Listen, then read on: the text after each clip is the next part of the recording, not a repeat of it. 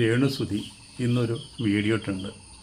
ആ വീഡിയോ നമുക്ക് കണ്ടിട്ട് ബാക്കി കാര്യങ്ങൾ സംസാരിക്കാം. വയ്യ, എന്നാലും ഞാൻ ഈ ഡ്രസ്സ് ഇട്ടുകൊണ്ട് എനിക്ക് ഇച്ചിരി വേദന ഉണ്ടെന്ന് വീഡിയോ ഇടാൻ വേണ്ടിയിട്ട് ഇട്ടതാണ്.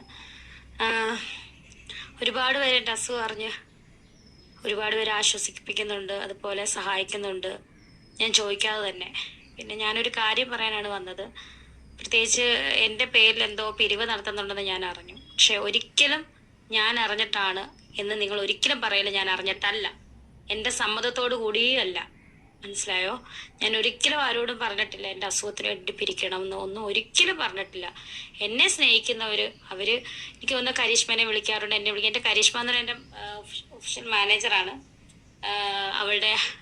അവളെ കോണ്ടാക്ട് ചെയ്താൽ മതി, അവൾ എന്നെ അറിയിച്ചോളും.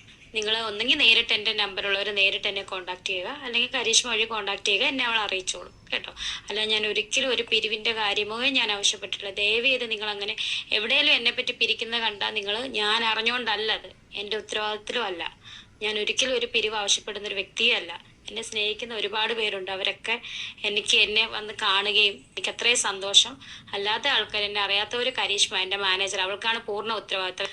എൻ്റെ മാനേജറായ കരീഷ്മയുടെ നമ്പർ, ഈ ഒഫീഷ്യലായിട്ടുള്ള നമ്പർ എൻ്റെ പേജിൻ്റെ മുകളിൽ തന്നെ കിടപ്പുണ്ട്. നിങ്ങൾ അവളെ കോണ്ടാക്ട് ചെയ്യുക. പിന്നെ നിങ്ങൾക്കറിയാലോ, എൻ്റെ അസുഖം ബ്രസ്റ്റിൽ മാത്രമല്ല, കഷം, ഹാർട്ട്, മസിൽ, അങ്ങനെ കുറച്ച് സ്ഥലങ്ങളിലേക്കൊക്കെ വ്യാപിച്ചിട്ടുണ്ട്. സോ അതിനുള്ള ചികിത്സയൊക്കെ നല്ല പൈസയാകും. അതുകൊണ്ടാണ് ഞാൻ സബ്സ്ക്രിപ്ഷനും അതുപോലെ തന്നെ യൂട്യൂബ് ചാനലും ഇപ്പം മുന്നോട്ട് കൊണ്ടുപോകുന്നത്.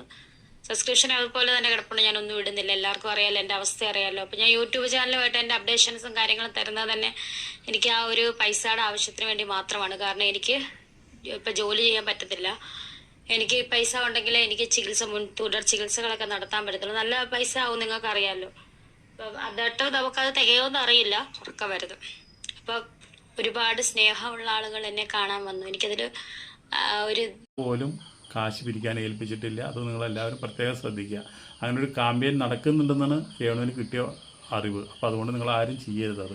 പിന്നെ Sai Krishna, secret agent, Bigg Boss താരം, അദ്ദേഹം വന്ന ഒരു കാര്യം പറഞ്ഞിട്ടുണ്ട്. എന്താണെന്ന് വെച്ചിട്ടുണ്ടെങ്കിൽ, അദ്ദേഹം രേണുവിനെ കണ്ടൻ്റാക്കിയിട്ട് ഒരുപാട് വീഡിയോകൾ ചെയ്തിട്ടുണ്ട്. ആ വീഡിയോകൾക്ക് ഒരുപാട് പൈസയും കിട്ടി അദ്ദേഹത്തിന്.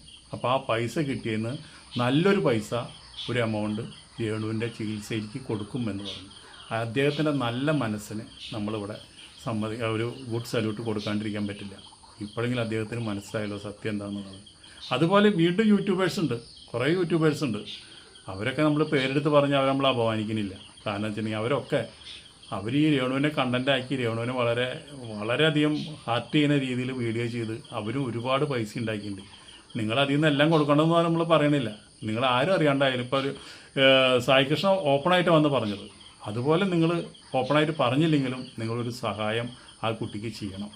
അതെന്ന് വെച്ചിട്ടുണ്ടെങ്കിൽ, ഒരു ക്യാൻസറായിട്ട് ആ ക്യാൻസറെ ചികിത്സിക്കാൻ വേണ്ടിയിട്ട് ആ കുട്ടി എന്തൊക്കെ പങ്കപ്പാടുകളെ കാട്ടിക്കൂട്ടി, അതിന് നിങ്ങൾ എന്തെല്ലാം രീതിയിൽ ആ പെൺകുട്ടീനെ ഉപദ്രവിച്ചു. കണ്ണ് ചോരയില്ലാത്ത പണിയാണ് നിങ്ങൾ ചെയ്തത്. നിങ്ങൾ ഈ പൈസ അവർക്ക് കൊടുത്താൽ നിങ്ങളുടെ ആ കൊടുത്തില്ലെങ്കിൽ നിങ്ങൾക്ക് അത് ഉപകാരപ്പെടില്ല. അതാണ് ഞാൻ പറയണത്.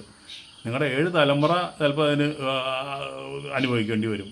അങ്ങനെ അത്രയും മോശമായിട്ട് രീതിയിൽ നിങ്ങൾ ആ കുട്ടീനെ നിങ്ങൾ വീഡിയോ ചെയ്തിട്ടുണ്ട്. അപ്പോൾ അതുകൊണ്ട് നിങ്ങളെല്ലാവരും അറിഞ്ഞുകൊണ്ട് നിങ്ങൾ ആ കാശ് കൊണ്ട് എന്തെങ്കിലും ഒരു സഹായം ചെയ്യുക. ഒരു 10 രൂപ അല്ലെങ്കിൽ 10 രൂപ അത് കൊടുക്കുക. അതൊരു ശാപമോഷണം നിങ്ങൾക്ക്. അത് നല്ല കാര്യമല്ല.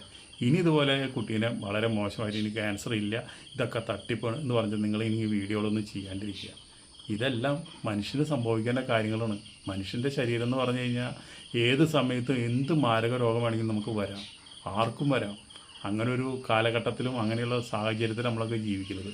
അത് മനസ്സിലാക്കിക്കൊണ്ട് ഇങ്ങനെയുള്ള രോഗങ്ങൾ ഒരിക്കലും ആർക്കും വരരുതെന്ന് പ്രാർത്ഥിച്ചുകൊണ്ട് വന്നവരെങ്ങനെയെങ്കിലും ഇതിൽ നിന്ന് രക്ഷപ്പെടട്ടെ എന്ന് നമ്മൾ പ്രാർത്ഥിക്കുന്നു. ഇങ്ങേര് ഇത്രയും ഈ രേണു ഇതിനോട് ഫൈറ്റ് ചെയ്ത് നിന്നപ്പോൾ ഈ രോഗമുള്ള ആൾക്കാർക്ക് കൂടി അതൊരു പ്രചോദനമാണ്. അപ്പോൾ അത്രേ നമ്മൾ പറയുന്നുള്ളൂ.